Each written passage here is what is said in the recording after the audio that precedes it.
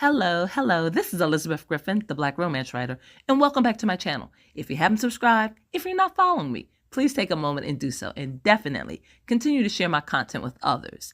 Today, I want to talk about a subject matter that is extremely disturbing.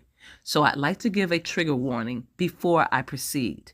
This video is going to discuss SA, brutal sexual assault, drugging, chemical submission, and so many other heinous crimes and activities involving Gisèle Pelicot, who is a married woman in her 60s, and her husband, Dominique Pelicot, who is the perpetrator of these crimes and who orchestrated these SA assaults on his wife for over 10 years. And he has recruited through the internet or on the internet over 50 men to participate in essaying his wife on a regular basis. The case that I'm talking about just ended last Friday in France, and it involves Gisèle Pelicot, who is a French woman who at the time of the essay was 62 years old, and now she is 72. This assault, which was conducted and orchestrated by her husband, has been going on for a decade. When I discovered this trial and the verdict of the trial, I was shocked. I was stunned. I thought that this was something that came straight out of a horror movie. However, it is a reality. It is a reality for Gisèle and for her countrywomen and for all the other women who have been following this trial all over the world.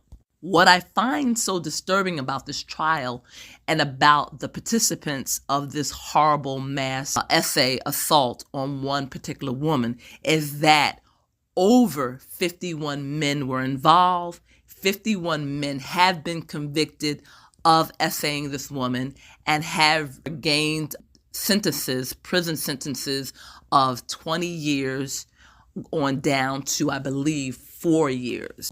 What I find horrifying about this particular case is that the woman, Gisèle, had no idea that her husband had been drugging her for 10 years. That has been documented through videotapes of him recording each of the essay assaults and the many men that were involved in this particular case. Men that range from the age of 26 up to 74. And men that held all types of occupational positions in France. Some were truck drivers, a nurse, a fireman, a man of a political background. These men, these 50 men, were considered everyday men or were called everyday men because you would see them as ordinary men. You wouldn't see them as monsters or people capable of perpetrating such a crime, such a heinous crime. Some of these men were husbands, fathers, family men. One was even a neighbor, and they all lived in areas close to the victim. The reason that I want to talk about this subject is because I was amazed to hear the term chemical submission. I wasn't familiar with that term. However, when the trial went on and when people talked about this particular case, I found out that it was the same as drugging someone. I've heard of roofies in my younger days when someone would slip something into a woman's drink and they would be rendered unconscious. That is the full extent of what I knew about chemical submission. However, I didn't know that this is a practice that has been going on for a long time and that it is very pervasive, from what I understand, over in France. And I'm sure that those methods of subduing a woman are the same in a lot of other countries. I have been wanting to talk about this topic, and I have been wanting to hear other women discuss this particular trial because it's scary and it's horrifying as a woman to know that you are vulnerable, extremely vulnerable in this society. These crimes of violation, these crimes of essay assault are too horrible to even imagine. However, it did take place in France, and the trial just concluded last Friday. with a verdict of guilty for 51 men, one including Gisèle's husband, Dominique, and the other 50 perpetrators of such a horrible crime. But for those of you who aren't familiar with this case, the shocking evidence does not end there. There were other men who were not contacted, who were not able to be identified in the thousands of videotapes that the husband had recorded of the SA assault on his wife. These men were not identifiable, so therefore they haven't been brought to trial.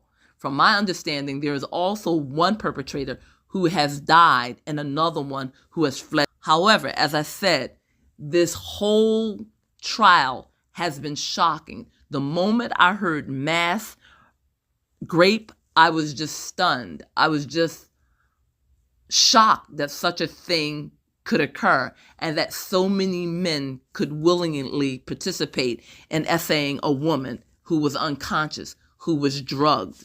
For me, a lot of the facts in the case, and let me just state that I am just discovering this case, so I don't know all the details, but what I find stunning and shocking is that the husband, Dominique, was not initially arrested because of what he had done to his wife. He was arrested because he was filming unsuspecting women with his phone. He would somehow maneuver the phone underneath a woman's skirt, and then he would film. So these are the crimes that he was arrested for initially.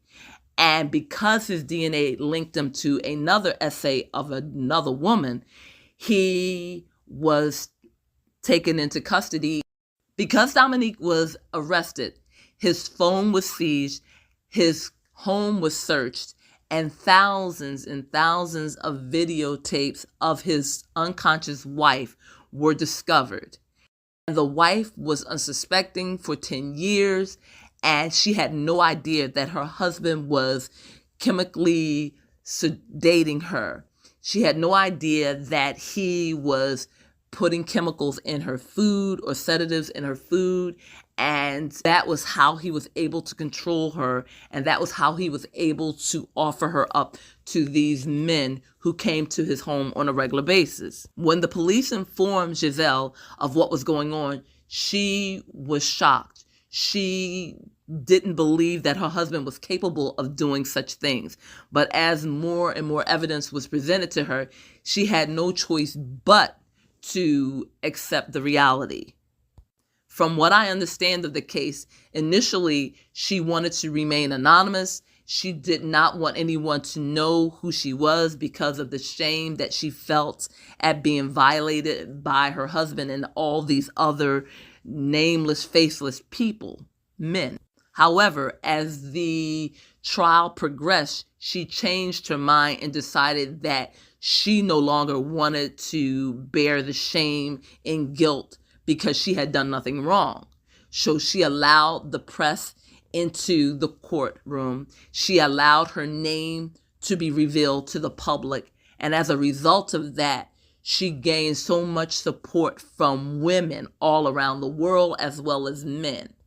And those perpetrators, those 50 men who had done such heinous things to her, they became the people that were shamed. They became the ones that wanted to hide their identity from the world.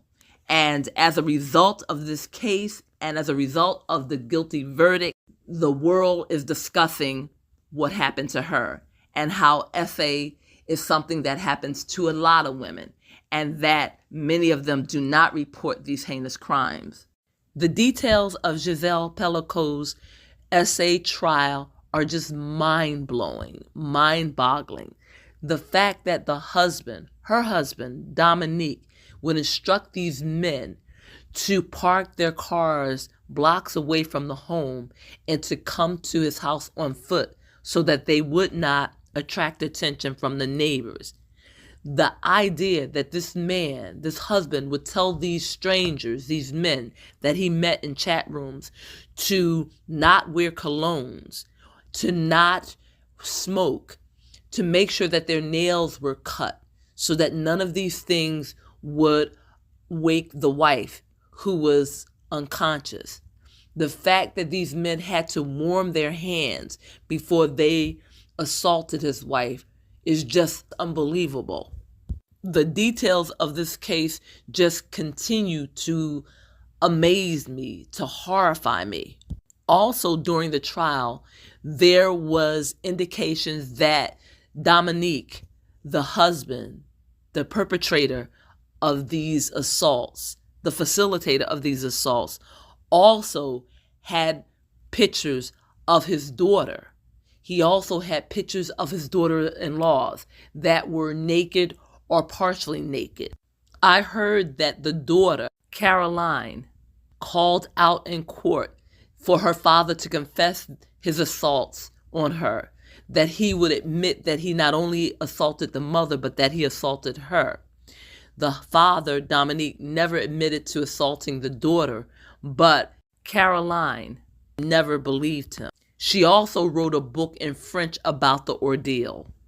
As a result of this ongoing essay assault that lasted for over 10 years, Gisèle Pelicot suffered a lot of medical problems: loss of hair, loss of weight, blackouts. She thought that she was suffering from early Alzheimer's or the onset of early Alzheimer's. She also had to deal with 4 sexually transmitted diseases. One of the men who assaulted her had HIV.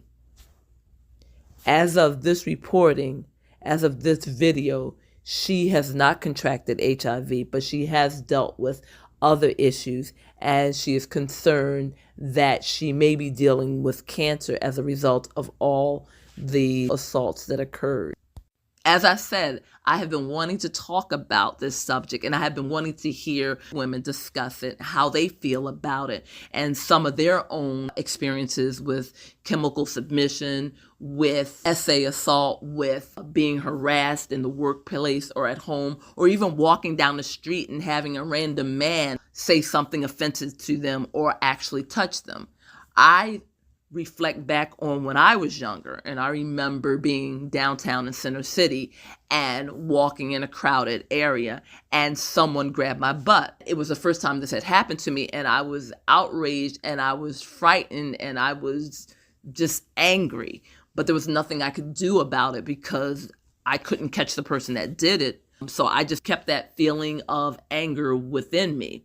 I also remember as a young woman thinking that when I walked down the street, I just felt like I was one big vagina with legs, and that a lot of the men that saw me only saw me in that type of way.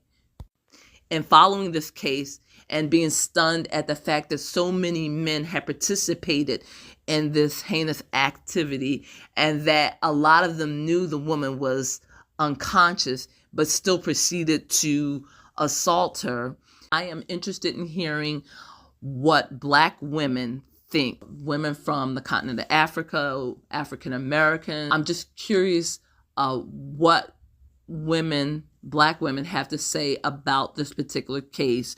What are their feelings on the subject of essay? How protected and safe do they feel? And how do they deal with the constant reminder that at any time something horrible like this could happen to them and could change their life forever? And also the fact that some perpetrators aren't strangers. Some perpetrators don't present themselves as monsters. They could be family members. They could be friends. They could be older siblings. It's such a sensitive topic, and it's such a disturbing topic. And even though in this particular case it involved Gisèle, a woman, and the perpetrators were men, there are cases where children are involved or boys are involved. And how do you heal from such a horrifying experience? How do you heal? How do you become a productive person? How do you not let something like this destroy your whole life, your whole existence? And I wonder what will happen to Gisèle, because she is 72. She says that it appears that she's okay, but her life is in ruins. The man that she had loved and believed in for all these years turned out to be a monster. He destroyed her family. And how do you deal with that? How do you help your children deal with it? So these are just some of the things I've been thinking about. I would definitely love to hear other content creators discuss this particular topic and their feelings on it and give insight. And for those of you who are listening to me, if you'd like to leave comments in the comment section, definitely please do that.